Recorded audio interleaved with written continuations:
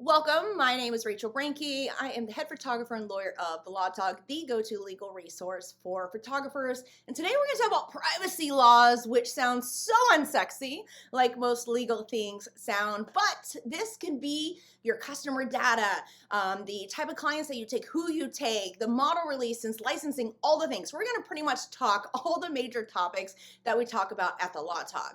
As always, this is general legal information. You can always double check for your local jurisdiction. It is based on United States law since I'm licensed in multiple states in the US. I primarily practice in intellectual property, which is federal, of trademark and copyright. There are state trademarks, but I do primarily federal trademarks and copyright work. At TheLawTog, we try to target three major buckets: legal business setup, contracts, and copyright. But like our conversation today, you see it bridges all three of those buckets. Again, if you have not downloaded the free legal roadmap, you're going to get a lot more intensive view of what those three buckets look like. It's free, thelawtog.com/roadmap, or just linked in our menu. The good thing about that too is if you go and actively sign up for it, I have sat and wrote emails that will help walk you through the top things that you need to know. And actually, this content right here is not even in that flow yet. So you guys are ahead of the game by watching this and digging in. Now, the key things that we're going to go over for privacy stuff is going to be, well, model releases, because then we've got privacy aspects of working with clients. They might have sensitive classifications, whether it's foster children or their type of businesses, or simply their desire to keep their likeness, their publicity rights private. Many people don't want to be on the internet these days. We're going to go in and talk about client data. There is marketing legalities that we have to be mindful of when it comes to client data. One of the reasons that I actually shifted this topic up in my outline, I was thinking, we've had a lot of copyright infringement posts in the TheLawTog group on Facebook, which is not abnormal because we sell photographs, we sell intellectual property. Copyright is the key legal protection tool to help us. And I was like, oh, we could go that direction, or client issues. This is a way, as I talk, you'll see, because I'm not just an attorney, I'm also a business consultant. I've run businesses as a photographer in this industry, outside this industry, brick and mortar. I've run the gamut of it. So I try to bring business information to the forefront, but privacy and the requests from clients, or what we want to do for our business policies, is all interwoven. It's all interconnected together. Because if I had advertised, hey, this is privacy laws, you'd probably have been like, that is so boring. Because I'll tell you what, I may not have elected to take a privacy law course in law school. And even now when I'm doing my continuing education, I always try to look for what the fun topics are. And then I'm like, I need to do ones that are really applicable so I can serve you guys best. But I'll tell you what, one of the things, and we've seen big movements, right? In the last few years, even before a pandemic, we saw GDPR, General Data Protection Regulation, in the EU spinning up. In California, so here in the US, California is a state to watch for any sort of changes that may trickle down. And we're starting to see changes in the way that contractors are classified versus employees and protections for them. We're looking at privacy, data of consumers, and also fair trade practices. So we're seeing a lot of this stuff come out. And at TheLawTog, and as an attorney, so I have my firm separately to do one-on-one legal services, we really tried to emphasize, you may roll your eyes, you've heard this from me 100 times, but it's even more so true now than it is the 100 times I've said before, is that the attitude of it'll never happen to me, or I'm not big enough, or I didn't know, are the most expensive mindsets or attitudes to have, because cleaning up any legal issues, I promise you, I have yet to have anyone ever refute me. And I'll tell you what, I go and I speak at conferences, I do stuff like this. I'm in our group, TheLawTog on Facebook, I'm in other groups, and I'll make a statement, and I'll always get emails of people trying, undermining what I'm saying, not even undermining in a negative way, but maybe to open up a free flow of conversation, which I love, absolutely love it. As a law professor, that makes me super, super proud. But I actually have never really had anyone ever refute. You can try to do it now if you want. info@thelawtog.com is my direct email. Never try to refute to say to me, oh, it actually was cheaper for me to clean up an issue. It just doesn't happen, right? And I mentioned in past episodes, and I say it all the time, like on the contract side of things, I'll give you this little context and we'll move into the content. But you go and you get into business, as a photographer and you're like, okay, I know I need a photography contract. I use air quotes, a little buddy quotes, because that is an overarching term for all sorts of contracts, right? Just like candy, you've got gums, mints, gummies, whatever, you've got different types. So typically people are referring to services contract, and the ideal will be, oh, I don't have enough money, but you just dropped $2,000 on a body, or I don't know what I need, TheLawTog exists, or I'll just wing it, which is the most expensive part. And so they don't want to spend the money like on a contract to prevent issues and legal protection, get into situations, spend tens of thousands of dollars to clean it up. Then what do they end up having to pay in the end anyways? The contract they should have paid for from the very beginning. So I say all that to say, especially as we're going to dig into this privacy stuff, please try to adjust your mindset. And I get it. Friends, I get it. Even me as an attorney, right? Some of my own legal stuff falls to the wayside. The cobbler's children has no shoes sometimes because you get busy. We are wearing all the hats. We are juggling all the balls. And so I'm not sitting here in an ivory tower going, oh my God, why are you not doing this? Excuse me, when I get into this, you see, like I got excited, I choked on my own spit. When I get excited, it's because I want it for you. I want you to have the prevention. I want you to prevent the issues. I want you to avoid the issues. I want you to do the right thing because I have sat on the phone. My voice is wavering. I don't know why I just got emotional, but no, I do know. It's because I have sat on the other phone, other end of the line, a phone or Zoom from you guys crying of, I don't have the money to fix this. The FTC, Federal Trade Commission, has come down on me. I don't have this. I'm being pinged for X, Y, and Z, or my client had an issue and now their attorney is digging up all the things. And really the only thing I can tell you at that point is grab a shovel, I'm going to dig with you. It's going to take a lot of blood, sweat, and tears, right? And so like be comforted in that I will be there to help you, but it doesn't mean it's going to suck any less. Have you ever tried to dig a hole? Like the movie Holes. My kids love that movie. What they don't understand is I think they're going to put me to the point one day and I'm going to be like, oh, you're grounded, go dig holes. Because I can't really imagine any worse type of physical exercise. It just is frustrating to me because you're like doing all the work and then the dirt keeps going in. And, you know, sometimes the legal stuff can feel that way too. But that's why we want to put preventive measures in place. I love the movie Holes.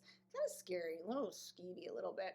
It also makes me wonder, this is a total aside, if you have not come to Coffee and Contracts before, or you've never gotten to know me, met me in person, or heard me speak, I go on rabbit trails all the time, not just because yesterday was Easter, but I always think about, like, I'm big into true crime stuff. I love listening and learning about victims' families and seeing, like, the good that can come out of it. I know that sounds really weird, but oftentimes there'll be a leading force in the change of laws or investigation, holding police accountable and that sort of stuff. But I often think that's a lot of freaking work to bury a body. Like, that's just the amount of work alone. Like, anyways, so I tell you this, if you don't want to dig your own grave, to bury your own body of your business and issues, and you don't want me to have to be in there shoveling with you, let's hang out and have contracts versus all of that. So let's dig right in.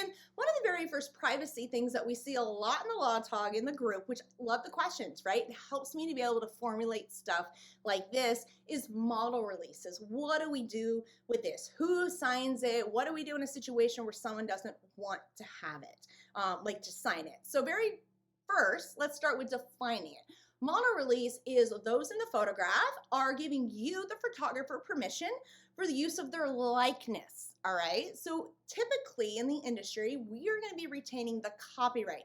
That's the ownership of the photograph itself, but we don't own the likeness, the visual recognizability of the individuals of the photograph. We don't own that. So we need to get permission from, generally speaking, get permission from those that are in the photograph to utilize our photos, because we own them, with their recognizable likeness in our marketing, okay?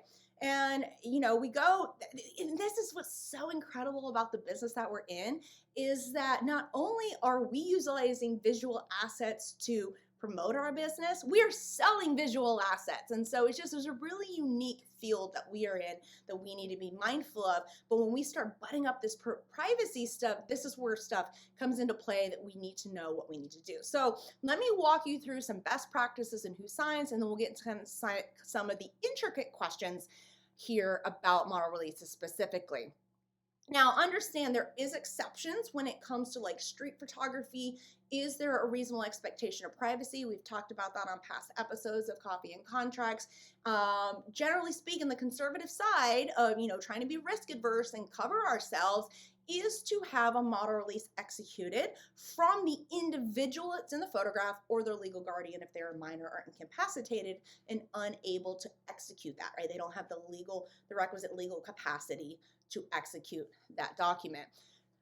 I am a huge proponent. Oh, and one more thing on that. We had a conversation over the weekend in LawTog group. It was really actually related to last week's episode of commercial use licenses and how you utilize it and do you need it for editorial or not. And there are certain circumstances, let's take for this situation with model releases with general expectation of privacy or not. So even I'm shooting for general street photography, not really an expectation of privacy, we still have to consider a level of publicity rights that every individual has to their likeness, right? So just because it may not be legally required doesn't mean it's not a best practice to have in place. So the more often that you can have a model release executed, like for general street photography, try to aim to have it if you can, just because it helps to put everyone on the same playing field. It let your client or those in the photograph as well as you have the requisite permissions. But most of us are going to be photographing in the confines of a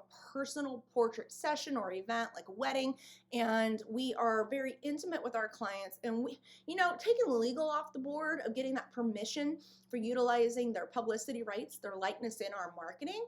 We just want to level set expectations, because what is it I always say about contracts? They're not just legal tools. They are customer service expectation setting tools, right? We are equipping our clients with the information because we are the lead. We are the head of the business. We are the ones that are guiding them, holding their hand and walking them through the path, all right? So generally speaking, and this is why, very, very incredibly important, I see it all the times in the groups. Yes, you can legally fold a model release into your services contract. Let me put a pause on that before I go any further.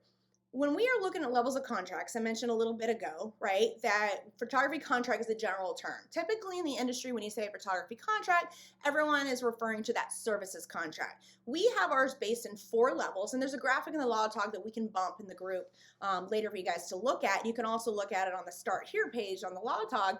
And level 1 is where you're going to find level 1 essentials. Those are the essential things that you need, is where you're going to find like services contract. That's regulating the whole relationship, print release, and then the model release that we're talking about here. Those are the core ones that you're going to have. That's level 1, right? So model release, yes, it can be included in that services contract. Here's the wrinkle. It depends on the type of photography you're doing and like who's going to be in the photographs, who's signing as the client, okay? On a standard portrait session side, let's say you have a family and you could have 2 partners and then their children.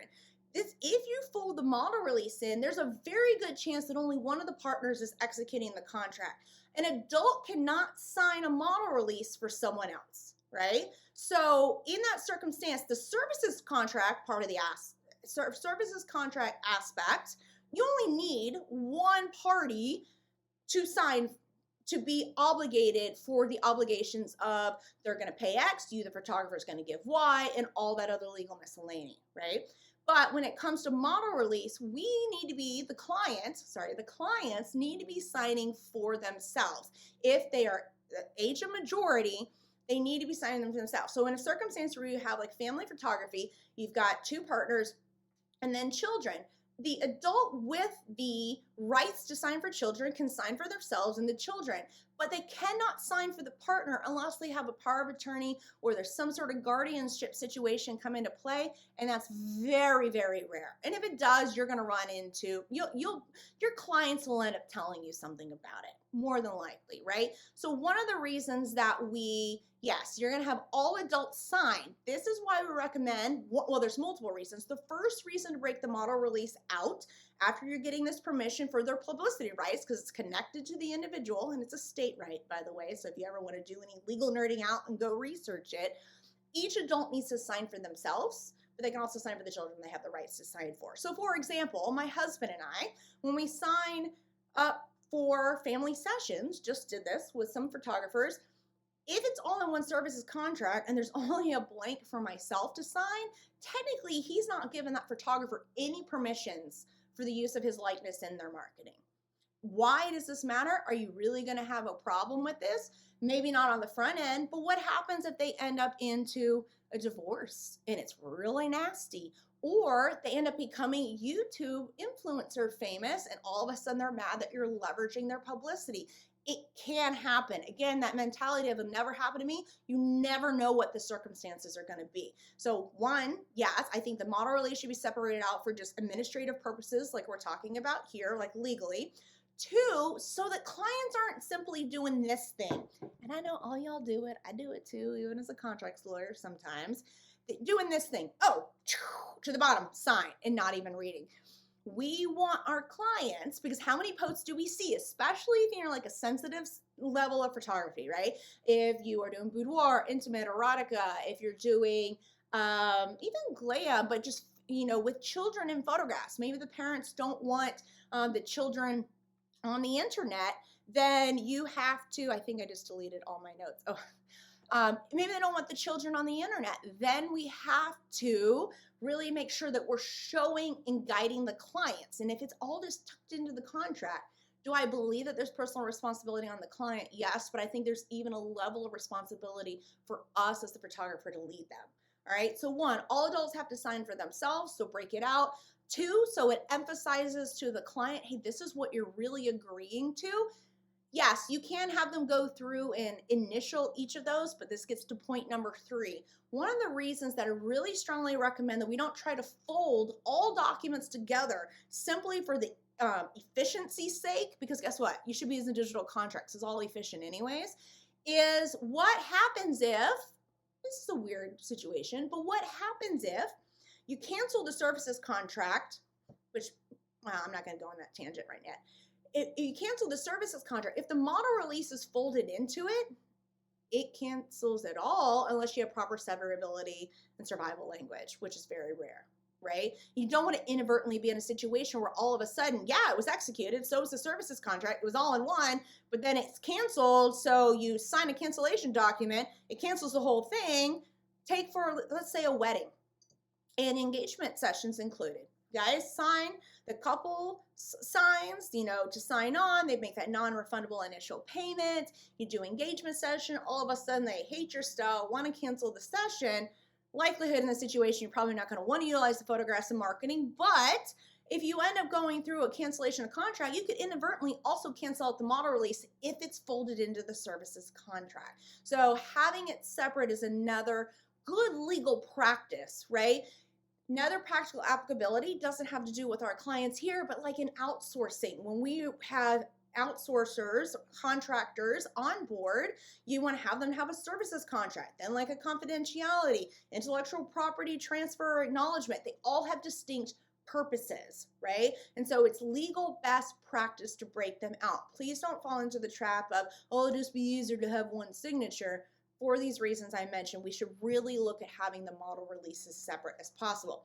What if you run into a situation, we just had a post about this in TheLawTog, the client has foster children that they do not want to put and cannot put them on the internet. I live in the DC area. I am around a lot. In fact, FBI has a building 1.25 miles from me. And so a lot of the clients in this area work for 3-letter agencies, FBI, CIA, DA, and all those places who don't want to be on the internet, or they can't be on the internet because of their job. And what do you run into? You send a singular services contract model release. Yes, you can have the decline in there, assuming they see it and you can do the proper execution of it. I still just recommend breaking it out. Now, a common question with that often is, what if the client wants true privacy? Is declining a model release enough? My answer is maybe. The lawyer answer is, it depends. Realistically speaking, I can go and photograph Kelly, one of the TheLawTog admins, and her family. And I retain copyright ownership of the photographs. she retains ownership in her publicity rights, okay? And let's say she's like, I don't want you, being me, Rachel, I don't want you to use this in your marketing. I go, okay, I don't have her sign a model release. There's really nothing legally binding me from not distributing the photographs anyways. Okay, so we've got two things here. And like I always say, whenever there's a potential problem or a problem, start with the legal foundation, and then we can go to the customer client focused considerations and then determine what we want to do for our business. So legally speaking here, if I own the copyright of the photograph, Kelly doesn't want her family on the internet, or at least listen to the words that she said. Rachel, I don't want you using my family in your marketing. Nothing actually prohibits me as the copyright holder from distributing it to stock or licensing it to other entities. It'd be on those entities to acquire a model release from Kelly and her family. Okay, that's the legal foundation. The business customer focused aspect is that I probably wouldn't distribute it anyways, all right? But legally speaking, I could if I wanted to. What I do recommend in cases, and I see it a lot in groups of, just have the client decline model release and all is good. And let's tie up the loose ends a little bit here legally. And let's provide the client a little bit more security and almost like an NDA for photographs, right? We call it a privacy of photographs agreement. That's essentially what it is. It's a non-disclosure of photographs. So actually in a situation like that of Kelly saying, hey, Rachel, I don't want you to use my photographs in marketing, very clearly a lawyer could lawyer that and say, oh, but I could use it editorially. I could use it such and such. I probably wouldn't do that, but the legal aspect, the legal foundation of that is that I probably could utilize, sell, distribute the photographs. The business and customer focus side of me would be that I don't necessarily want to do that. Okay, so I'm actually at a crossroads here.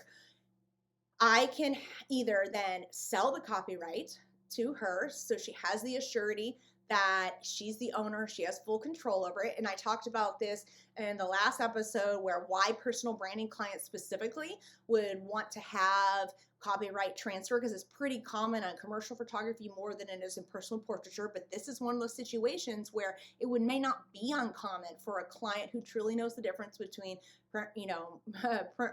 model release, print release, copyright, and all those inner workings. If they're really wanting assurances, you can sell them the copyright, especially if you're going to end up under an NDA. What is the point in having the ownership, maybe, right? That's just something to consider. I'm not saying that that's the bottom line here, but I'm at this juncture when a client asks me about this, model release declining may not be enough. So we want to consider either copyright selling, conveyance to the client, or just a privacy of photographs slash NDA type of situation to also help build their confidence, all right? So we want to tie up the loose ends. So model releases, it sounds kind of weird, privacy laws. I thought we were going to talk about like data. This is the use of likeness. We are all visual assets in our promotion and what we're selling. And I am a huge fan. This is why I did the episode last time on, cross-marketing of commercial licenses and leveraging the most you can out of one session. If you have a client that's down for the model release, down for all of that license, do what you can, make the most out of it, sell a commercial license to them if that's available. Look at how you have other revenue streams coming out of that, but you have to be mindful when clients come, when I say, why do they not want to sign the model release? I'm not saying that from an aspect of being like, why? I'm saying that from an aspect of talk to them, because there actually might be an in-between. Up till now, I have been saying either have it or like secure it under lock and key. The way that we have general model releases that are niche specific on the TheLawTog, and we have limited, and they're all drafted now based on what type of niche they are, right? So like for boudoir might very specifically have carved out like the level of nudity or implied nudity, just so you have like this spectrum of comfortability that your clients can select from. So this is where it's so important that we come to our clients and we have a conversation with them.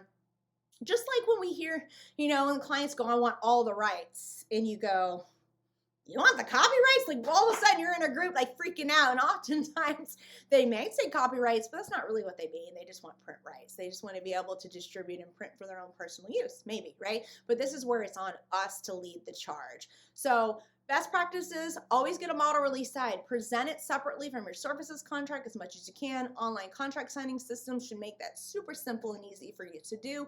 E-Sign Act allows for us to do that in the US. It makes it cleaner and easier. So tell you what, even today, I have an HOA meeting tonight.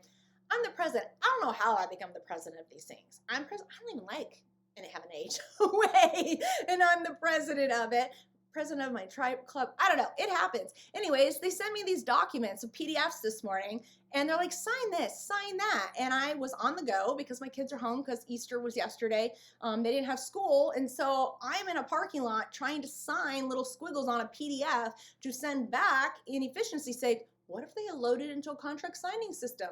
You know, it's a little inconvenience, but you have to think about how those inconveniences can actually burden your clients or potential clients from booking you, especially if you're trying to really uphold this legal stuff like we're talking about, right? So every adult needs to sign for themselves, have a separate form, use it as much as possible, and be mindful of the circumstances that the client may have, and then consider what you're going to do in the options of declining model release. Simply take it off. Do you want to potentially offer to sell copyright? Or do you need like at a level of privacy of photographs, that NDA aspect? And I'm finding a lot that with the movement in privacy, and there's especially a huge movement on protecting minors online, right? Like parents are to protecting minors online. There might even be a spectrum in that of allowing for unrecognizable photos. Maybe if there's a wedding that you photograph and they cannot be recognizable on the interwebs, but maybe they'll allow you to do the flat lays of the rings and the shoes and the flowers. You know, these are you can get creative with this. It doesn't have to be all or nothing. That's why I present to you all these options. Legal foundation, look what the customer's wanting. Then the third step of the analysis is then you determine what's best for your business. Now, a common question we get this model release stuff is, do you charge if a client doesn't want to sign a model release? My business advice and my personal human advice is I would not. Unless it was a model call and they revoked the model release, then we should have in there that they have to pay, right? Because then they got the services and the photographs for free and you got no benefit. But from a standard client, I don't see the point in charging them. If I was on the client end of that and my family or child or whatever the circumstances could be, or just some people just simply want to be private and don't want to be on the interwebs, I would feel a weird rub about that. Now, maybe you're a photographer that's like, well, if you don't sign my model release, I won't photograph you. That is your prerogative. You can do that. I want us to start looking at this legal foundation and how the clients might be receptive to it or not receptive. Because in my mind, especially in this area, when I did weddings in this area, and I was running into that situation where there were so many FBI, CIA, and those sort of things, clients that they could not be on the internet or just simply didn't want to because they didn't know where they were going to go in their career, that it was like, well, how am I going to use this for a portfolio? I had to get creative, but I also didn't want to turn them away because in that time, I was able to get money, I was able to get referrals, I was able to get practice, I was able to make connections. So there's more to this than just the very direct connection with the client. Now, I've been talking for how long on model releases? That's a lot of freaking information about privacy and business approach and business, buyer's confidence building within that. But yes, model releases, incredibly important, and are one of those that we're seeing a big change of people of definitely wanting to have more privacy for their family. Now, keeping in mind when I throw around terms like model release, print release, and any sort of this stuff, when I'm referencing it, how I explain it is how we draft it here at TheLawTog or at my law firm, Eden Law.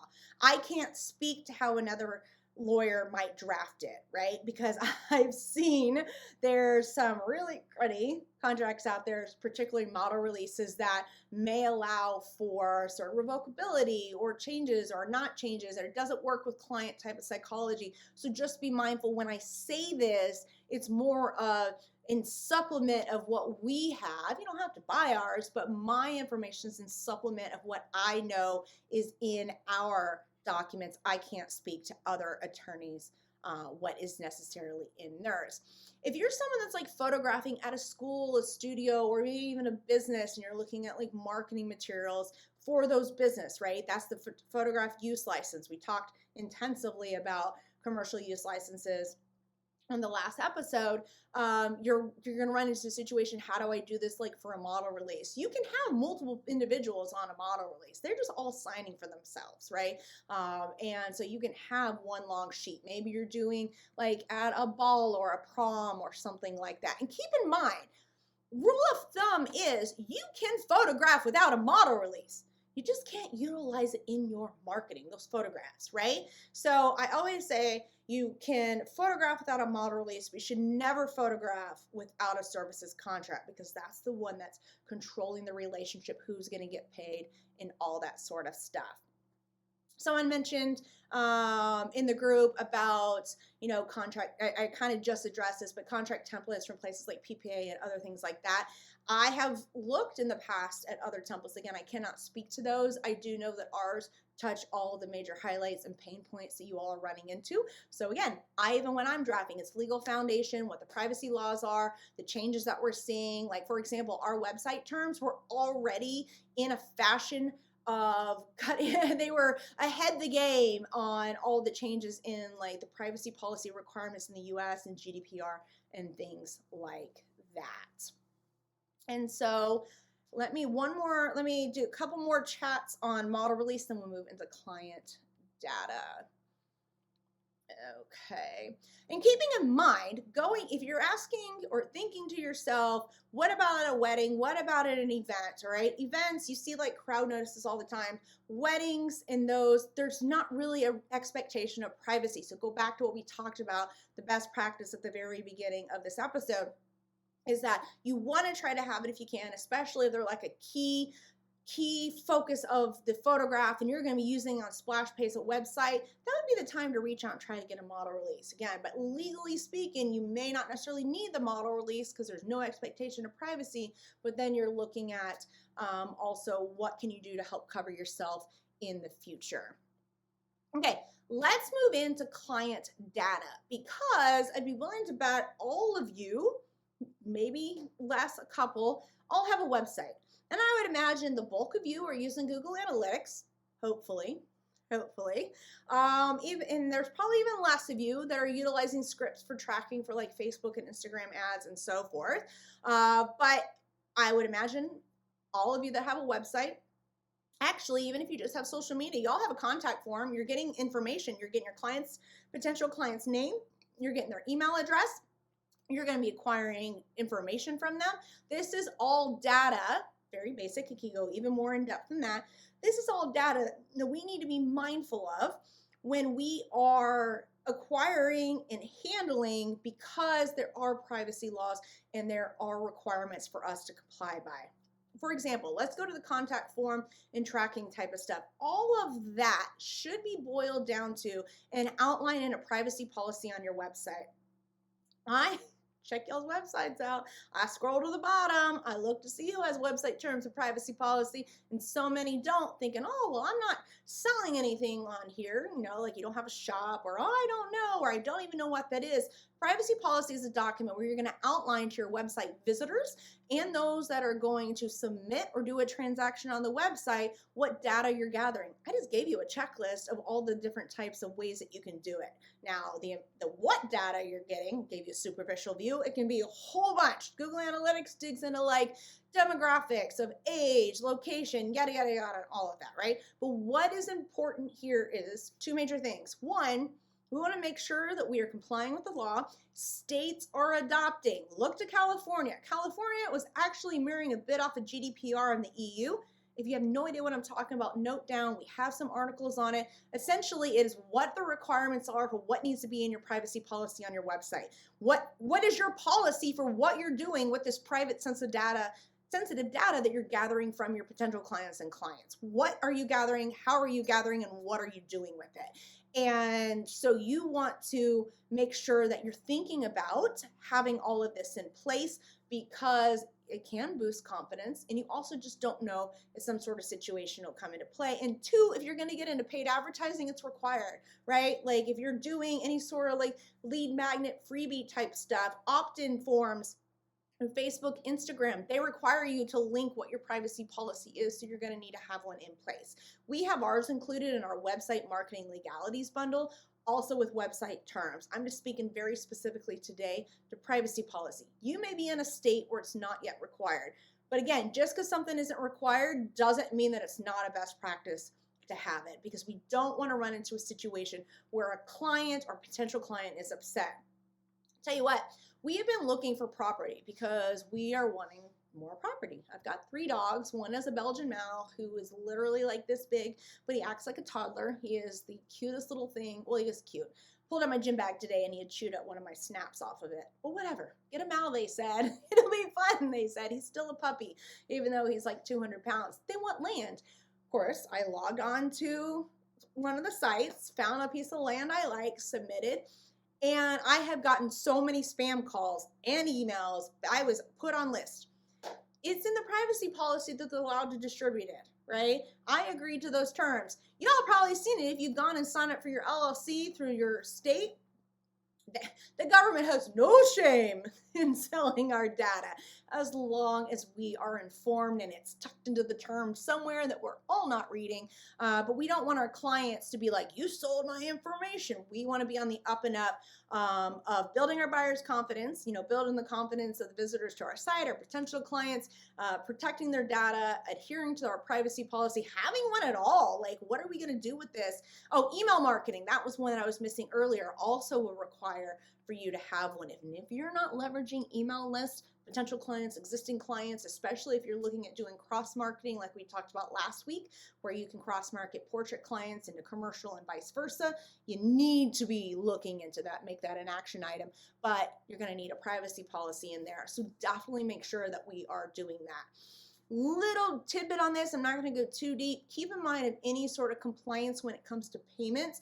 For the most part, I would imagine the majority of us are utilizing online systems to do the payment processing. Square, Stripe, the CRMs are doing integration. That's the best way to go about it.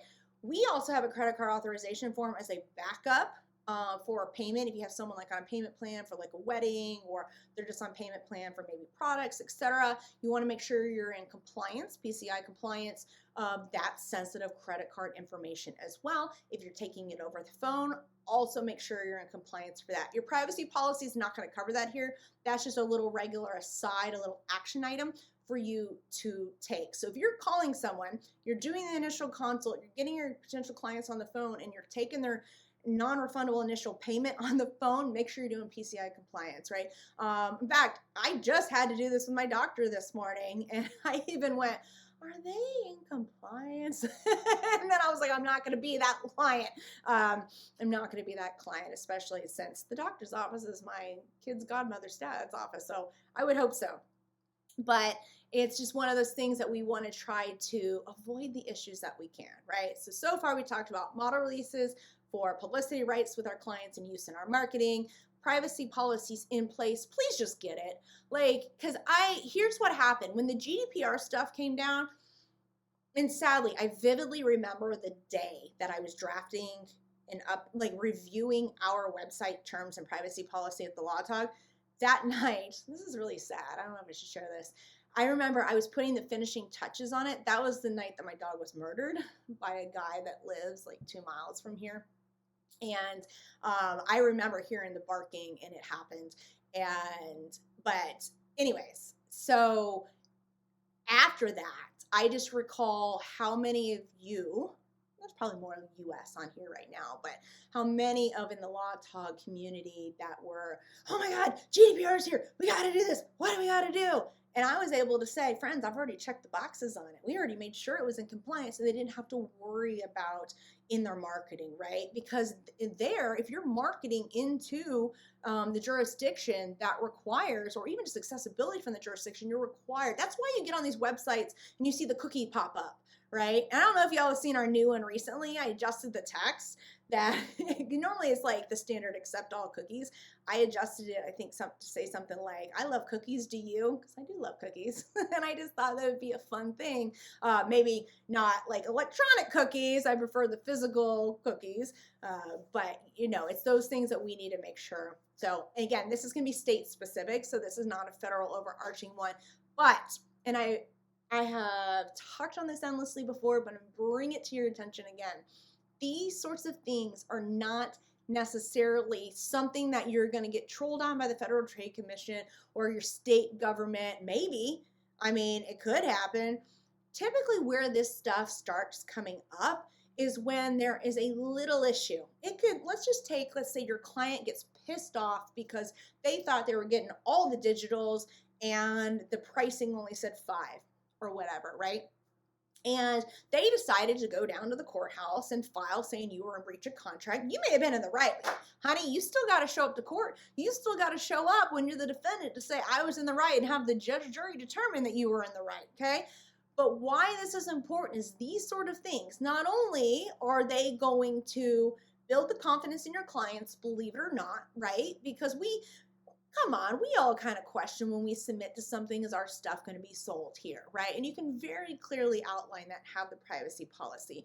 But if there is a savvy attorney on the other side of the table from you, we do this, and I have no qualms in this, because one of the things, if I am defending you all, or actually, both, if I'm defending you or I only really represent photographers, right? And fitness professionals, but primarily photographers. And if we are embroiled in something in court, I'm going to look at everything I can stack up against the person that's across the table from you, that's coming at you, to leverage them to stop. And so what will happen is if you guys come to me and we are trying to go after like a copyright infringer, we're not going to look just at copyright.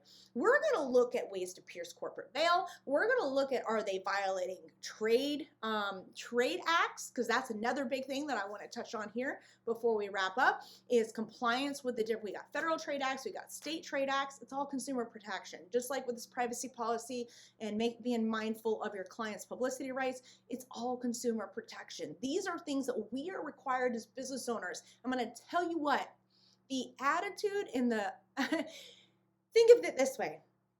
I get pulled over speeding. Cop goes, you know how fast you were going? And if I say, I don't know, he's not going to go, okay, have a good day, you didn't know. Right? It works the same way with this. It is on us. And so these are action items for us to do today. I'm giving you enough information. This is not the overarching. In fact, we have more of this information in Get Legit, which is our educational membership. You can go as fast through all the stuff as you want, like in 1 month, or you can do it as slow as you want. It's go as you go, right? And it gets way more in depth in this for you so that you can make sure you're on the up and up, because marketing legalities, that's just the overarching term that I'm using. You may not, Googling that may not help you, but that's what I refer to it as, because marketing legalities is like this all this privacy stuff that we're talking about, advertising, all of that is stuff that you can get dinged for, and governments are cracking down. And we don't, whether they are doing audits of us or if you have a client across the table from you, again, expensive mindset to either say, I didn't know what I didn't know. You're sitting here, you're watching this, now you do know, you don't have an excuse. Doesn't mean it's not overwhelming. Doesn't mean that we can't help you. That's what we're here for. So you can even hop into the LawTog Facebook group or reach out to us. We have a chat bubble on the website or the contact form. We're really not hard to get a hold of. If you need something, we'll be happy to help direct you a little bit more. So let's talk just real quick. I'm just going to throw a little bit out here that can give you some like verbiage or words that you can go Google for further information, unless you just want to hop in to Get Legit with us, is on Federal Trade Commission and trade practices, fair trade practices. I use FTP, Fair Trade Practices, is like the abbreviated version. Every state's can have some variation of that terminology in the name. They have probably a big act. There's also federal stuff that we want to be mindful of. This is most important. So if you've been quiet till now or ignoring me or just working away, this is important when you are compensating your clients for referrals. Maybe you have a formalized like ambassador or spokesmodel team. If you have businesses in your area who are sending you clients and you're giving them gift cards or compensation in return. Those are big ones. There's disclosures that are required there. One of the most common ones is like with testimonials. And actually our website marketing bundle has the solution. It has the website terms, privacy policy, and what I'm about to talk about here is a testimonial permission form. It's actually very similar to a model release, but it's testimonial. It can be specific to their story, their words, the feedback that they've been given to you. But keep in mind, if you are asking for testimonials, because we want to incentivize testimonials, right? I was actually thinking about this. I was driving home in the rain a little bit ago, and I was thinking about what I was going to talk about today. And I just was thinking of like my own business interactions and how I had a really good one with Delta this week. And I wanted to give feedback because that hardly ever happens, right? Normally it's like, oh, blood pressure through the roof, having to talk to airlines. It's like IRS, DMV, doctor's offices all together. And I had a really good interaction, and I was thinking, you know, I really would love to give feedback because I want the gal that was talking to me on a Saturday morning, I want her to get the kudos for how well she was able to help me. It was less stress because I'm going out of country, and she was able to just fix it for me. And even though it was my mistake, I had added an extra letter to my name, and then it was causing an issue with passport customs, that kind of sort of stuff. And I kept thinking, okay, they're going to send me a survey. They're going to send me a survey. I got nothing. I do plan on really intentionally reaching out, but that's because I feel like we're all a little unique, right? A normal consumer isn't necessarily going to take the steps to provide the feedback. We need to be providing the feedback or requesting the feedback at certain times. And oftentimes we want to try to incentivize that, but just keep in mind, incentivizing it could require certain disclosures. Take, for example, when you see on commercials, right, or on the radio, you hear a client or customer give a 30-second soundbite, and then you either see the language at the bottom that says, client was compensated for blah, blah, blah, blah, blah, blah, blah, or they say that on the radio in the really nice language like this, right? That is a legally required disclaimer. And just because we are tiny businesses compared to some of these multi-billion-dollar corporations doesn't mean it's any less of a requirement for us. So if you are, you know, like I already outlined the 4 big distinct things that we see, like business networking referrals, pay for referrals, in exchange, spokesmodel teams, etc. But with our clients, if you're incentivizing for testimonial, legally speaking, you're going to need to be disclosing that compensation every single time you use the testimonial. And so I want that to switch your brain a little bit, to get a little bit more creative. How can we do this? What we do at the firm, I don't compensate my clients. I just try to give really goddamn good service. And then we email them a few times to ask for testimonial.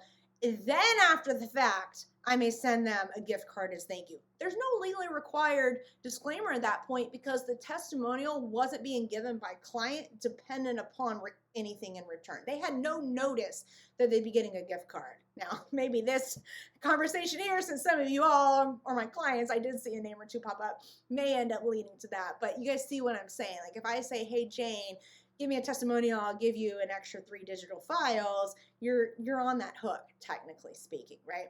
So, okay, those are the big 3 things that I want to talk about when it comes to like privacy / trade protection a bit here. It all works together a little bit. I hope that you have a nice little checklist.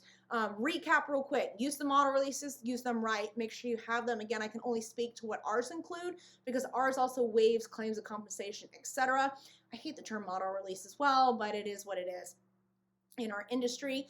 Website terms, privacy policy, you can just go over at TheLawTog. We have the website bundle that has that as well as a testimonial permission form, and just make sure that you, when you're engaging in formal relationship with businesses or creating these programs, get the documents. We have them on TheLawTog, get them in play, and make sure that they are also, because they are also doing any disclosures when your spokesmodel goes out, like a senior rep type program or senior spokesmodel type program.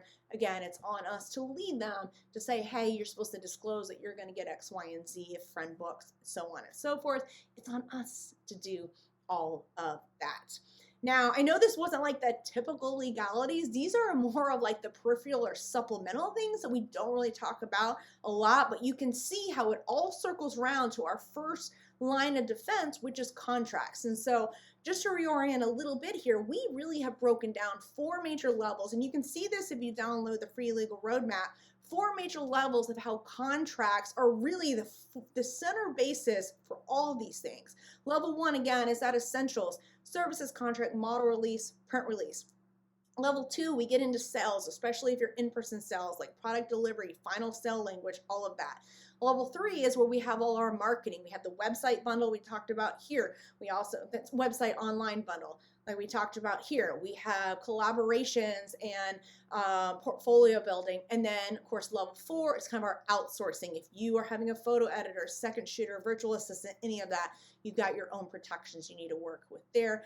And it all interworks together, but I try to stick it in little buckets to help you all out. So thank you so much for listening to this stuff on privacy laws. If you have any more questions, please feel free to drop it below or dig into the TheLawTog group, and we'd be happy to answer for you.